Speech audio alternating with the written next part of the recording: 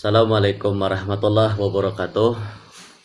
Para pemirsa, berjumpa lagi dengan kami. Di sini kita akan sharing bagaimana cara mengatasi tulang ikan yang nyangkut pada kerongkongan dengan tips sederhana dan sangat mudah dilakukan di rumah. Jadi ini sudah kita praktekkan tanpa rekayasa, tanpa air itu dan segala macam, air jampi. Jadi yang pertama-tama, apabila kita ketulangan ikan yang nyangkut pada tenggorokan, itu hal pertama yang kita harus lakukan. Yang penting jangan panik ya, jangan panik atau gelapakan, tetap tenang dan sabar. Artinya tulang yang nyangkut pada kerongkongan itu wajar dan biasa, terlebih kalau kita tidak pernah makan ikan yang ada tulangnya. Makanya kita sarankan kalau makan itu baiknya jangan di tempat yang gelap dan jangan terlalu banyak tulangnya.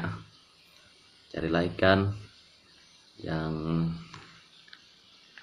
terlalu banyak atau yang tidak terlalu banyak tulangnya. Dengan kata lain, kita bisa memilah dan memilih antara daging dan tulang. Oke, tanpa berbasa-basi, tips pertama itu kita bisa mempergunakan media air seperti ini. Tips kedua, kita bisa mempergunakan makanan atau nasi yang sehari-hari kita makan. Yang kedua, kita bisa mempergunakan buah. Buah itu yang agak lunak dan agak lembek ya, bisa seperti buah pepaya, buah mangga, atau buah-buah sejenisnya, atau buah pisang juga bisa. Nah, jadi cara pertama yang kita bisa lakukan, ya ini tips yang pertama. Jadi dengan meminum air, kita sambil minum air, semisalkan tulangnya berada di sebelah kiri, kita pegang telinga sebelah kiri atau kuping sebelah kiri, kita tarik sambil kita minum air.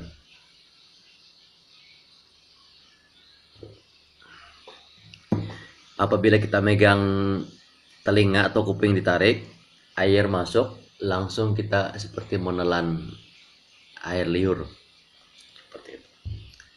Jadi kalau tulangnya berada di sebelah kiri, sebaliknya kalau dia sebelah kanan, sama halnya seperti sebelah kiri, kupingnya kita tarik seperti ini, langsung kita minum, langsung kita seperti menelan atau meneguk air seperti itu.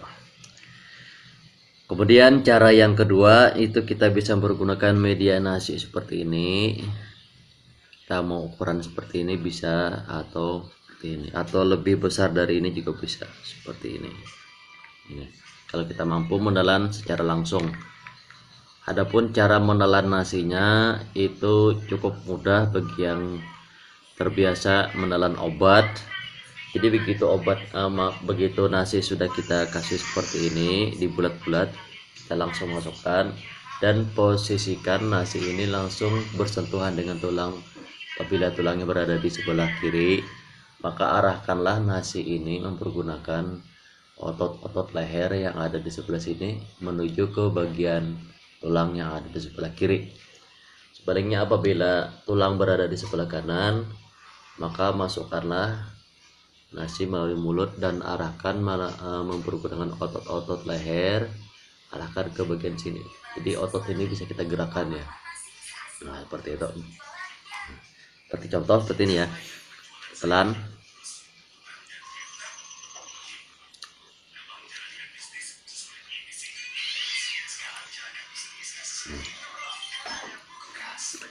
Nah, lihat. Nasinya langsung ditelan tanpa dikunyah. Apabila kita tidak mampu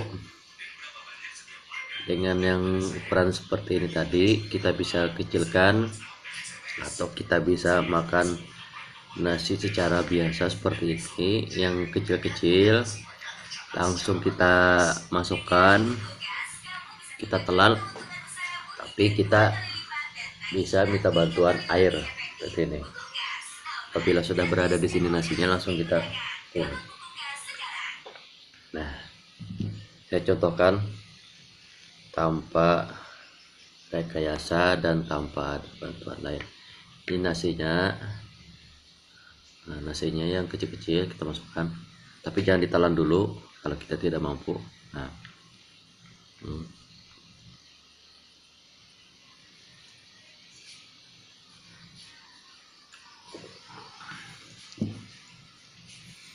jadi apabila kita tidak mampu tanpa air menelan nasinya, kita bisa minta bantuan media air. Nah, kemudian apabila masih terasa, maka ulangilah apa yang tadi kita lakukan itu beberapa kali sampai tulang yang nyangkut tadi sampai berada di bawah. Biasa kan tulang itu sering nyangkut di bagian sini. Jadi nanti kalau kita sering makan nasi ataupun minum air ataupun minum buah yang tadi saya sarankan, maka dia akan langsung turun ke bagian bawah dan terus lakukan. Tapi kami rekomendasikan itu, kami anjurkan apabila tidak memiliki buah, cukup mempergunakan media sederhana, yakni nasi putih dan air.